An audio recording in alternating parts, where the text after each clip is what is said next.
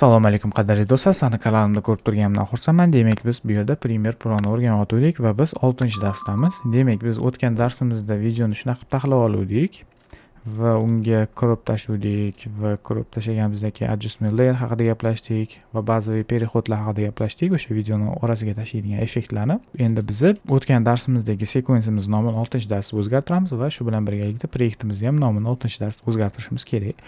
Va bizga hozircha shu materiallarni o'zi yetarli. Bu darsimizda keling biz yangi effektimiz, ya'ni yangi emas, o'sha bazaviy foydalanilgan effektimiz stabilizator to'g'risida gaplashamiz. Stabilizator mana ko'rayotgan bo'lsangiz, birinchi kadrimizni ko'radigan bo'lsangiz, bu yerda qaltirashlar bor. Hozir qilgan narsam bu yoqda kirilcha alfabetga yo harfini izlaysiz. O'sha yerda kontrol bilan birga yoni bosadigan bo'lsangiz, mana shunaqa nuqtali. Lotinchada nuqta ko'rsatadi. Yo harfini bosadigan bo'lsangiz, kontrol bilan birga o'sha katta qiladi, butun monitoringizga o'tkazadi. Shuni yana qaytadan bossangiz, o'sha joyiga qaytaradi bu yoq program. Faqat meni klaviaturamda shunaqa. Meni klaviaturam sizga hozir yengillik bo'ladigan bo'lsa, birinchi darsga qaytasiz. Birinchi darsdan boshlasangiz, o'sha klaviaturamni qanaqa ustanovka qilishni o'rgatganman. Endi mana ko'rayotgan bo'lsangiz, bizda kadrimiz qimirlayapti, ortiqcha tebranishlar bor. Xo'p, demak biz stabilizatorni bosib turamiz va shu yerga tortib tashlaymiz va kadrimiz analiz qilishni boshlaydi. Mana effekt kontrol ichida paydo bo'ladi va u stabilizatsiya qilib bo'ldi. Mana sariq chiziq paydo bo'lib, qimirlashini kamaytirishga harakat qildi, lekin oxir-oqibat bizda nima paydo bo'ldi? Marmeladmi, jdelaymi, ish qilib shunaqa narsa holat bizga yuzaga keldi. Mana ko'rasiz, kadrimiz suv tagida bitta rasm turganga o'xshaydi va ustidan suv bunaqasiga qimirlayotganga o'xshaydi. Bu juda ham qo'pol xato. Xo'p, biz buni nima qilishimiz kerak? Demak, warp stabilizator. Mana ko'rasiz, uni nastroykasi. O'sha metodi position bo'lsa, xuddi mana shu motiondagi positionni saqlaydi. O'sha kadrni bunaqa qimirlayotgan bo'lsa, bitta stabil positionni ushlab olishga harakat qiladi va stabilizator faqat shu prinsipda, metodda ishlaydi. Va buni ko'radigan bo'lsangiz, faqat positionni saqlayapti, lekin kadrimiz o'zi o'ngga, chapga bunaqasiga burilyapti-da. Endi position, scale, rotation. Ana endi bizani stabilizatorimizning metodi ham positionga javob beradi, kadr ushlab olishga harakat qiladi va kadr keyin kattaligiga ham aralashishga harakat qilib ko'radi va rotation shu bilan birgalikda o'sha kadrimiz agar bunaqa o'ngga ko'tarilib, chapga tushib, chapga ko'tarilib, o'ngga o'tayotgan bo'lsa, kadr shunaqa olingan bo'lsa, o'shani ham stabil holatda saqlashga harakat qiladi. Perspektiva ham bor. Ba'zi bir xil joylariga position o'zi to'g'ri kelishi mumkin, ba'zi bir joylarga position, scale, rotation. Uni albatta siz ko'rib chiqishingiz kerak. Misol uchun agar kadr shunaqa olingan bo'lsa, mana aynan shuning uchun ham stabilizator degan apparat chiqarilgan. Albatta kamerada syomka qilasizmi yoki telefondami, albatta stabilizatorlardan foydalaning. O'sha qo'shimcha qurilmalar bo'ladi. Hozirgi holatda biz position, scale, rotationni qo'yamizda, foiz kerak 2% qilamiz va ko'ramiz. Har holda birinchi holatidan ko'ra ancha yaxshiroq. Stabilizatorni o'chirib turamiz, FX bossangiz vaqtinchalik o'sha stabilizatorni o'chirib tursangiz bo'ladi va videongizni aynan qanaqa holatdaligini, oldindagi holatini ko'rsangiz bo'ladi. Mana ko'rdingiz, ancha shu holatida ham stabilizatorimiz ancha ishladi. Har holda boyagi holatdan yomon emas. Demak, endi biz stabilizator metodlarini ko'rib chiqdik. Keyingi kadrlarni ham ko'rib chiqamiz. Keyingi kadrlarda misol uchun bu yoqda stabilizator shart emas, keyingi kadrda ham shart emas va mana bu kadrga ham ozgina stabilizator tashlab olsak zarar qilmaydi. Bizning keyingi kadrimiz. Mana ko'rasiz, bu yerga ham stabilizator so'rayotgandek. Keyin mana stabilizator bilan tashlaymiz.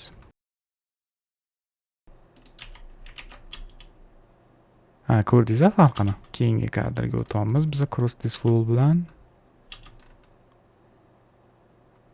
ko'rasiz, bitta defekt paydo bo'ldi. Lekin bu yerda bizda videomiz ham hamma narsamiz joyida turgandek, xuddi timeline'imizda. Shunchaki mana perihodimizni katta kichkinaroq qilsak bo'ladi. Bundoq qilib. Va marhamat, defektimiz yo'q. O'zi cross display bilan stabilizator qanaqa ishlashiga ozgina tushuncha berib o'tib ketishim kerak hozir sizga. Cross display birinchi videodan ikkinchi videoga sekingina opacitysini pasaytirib, unikini ko'tarib o'tadi, to'g'rimi? Perihodni mana shu qismida ham mana bu videomiz mavjud. Tushunyapsiz? Opacity kam bo'lsa ham, demak, mana bu videomizda davomi bor. Endi cross display o'chirib turamiz, tushunishingiz uchun va stabilizatorni ham keling o'chiramiz. Biz keyin stabilizatorni shu videoning ustiga tashlaymiz. Qaraydigan bo'lsangiz, mana tepada qizil chiziq bo'lgan edi va o'sha sariqqa aylandi. Sariq bu yaxshi degani, yomon emas. Har holda, demak, qizil sariqqa, mana bu liniya sariqqa aylandi. O'sha liniyani ko'rasiz. Hammasi joyida. Demak, stabilizator ishlayapti va keyingi kadrga o'tamiz, to'g'rimi? Ana endi cross this wall berib ko'ramiz. O'sha cross this wall yoki Ctrl D bilan bersangiz ham bo'ladi, xuddi shu effekt. Xo'p, endi ko'rasiz, cross this wall o'sha perеход joyiga tashlaganimizga, ya'ni o'sha stickga tashlaydigan bo'lsangiz, tepasi mana bunaqa qizil bo'lib qoldi. Nimaga? Chunki bizda stabilizator effektini yana boshqatdan analiz qildirib olishimiz kerak. Nima uchun? Chunki biz boya videoni ustiga stabilizator tashlaganimizda faqat videoni bu joyidan bu joyigacha edi, lekin bizning rejamizda hech qanaqasiga mana bu joyini stabilizator qilish yo'q edi. Aynan videoyingiz qaysi qismdan qaysi qismgacha turgan bo'lsa va uni ustiga stabilizator tashlaydigan bo'lsangiz, mana ko'rib turgan joydan A nuqtadan B nuqtagacha tashlaydi. Timeline ko'rmayotgan joyini stabilizatsiya qilmaydi. Va bizda nima bo'lyapti? Bizda ortiqcha joy hosil bo'lyapti. Mana ko'rib turgan bo'lsangiz orqada. Mana shu videoyimiz ham mavjud. Va shu videoyimiz tepasi qizildan o'tish uchun, oddiy sariq rangda qilishimiz uchun, ya'ni muammo bo'lmasligi uchun shunchaki yana boshqatdan analiz bosib olishimiz kerak. Effect control ichidan o'sha warp stabilizator analiz bosib olamiz. Va nima bo'ldi? Bizda mana bu yerdagi mana shu videomizni bu yerdagi, ya'ni effektning ichidagi qismi ham, переходning ichidagi qismi ham stabilizatsiyaga o'tdi. Tepasi qizil bo'lib, kadrimiz ustida new frame need analyzing click analyze turadigan bo'lsa, ya'ni bu hozirgi holatda mana shu videoni effect controldan mana bu analiz knopkasini bosib yuboring deb sizdan iltimos qilyapti ingliz tilida. Agar siz videoni shunaqa eksport qilib qo'yadigan bo'lsangiz, video xuddi shunaqa eksport bo'ladi. Tushunyapsiz? Mana shu new frame need analyzing click analyze. Shu holatda eksport qilib qo'yadi. Keling, buni eksport qilamiz. Encoderga uzatmaymiz, shunchaki eksport qilamiz. Tez bo'ladi baribir. Mana bizda рабочий stolga qaraydigan bo'lsangiz, o'sha videomiz, hozir ishlayotgan videomiz eksport bo'ldi va o'sha qismini izlaymiz endi keling. Mana ko'ryapsiz, bu juda ham katta sharmandalik. Siz video materialingizni berasiz, klientga siz video materialingizda mana bunaqa katta yozuv chiqib keladi.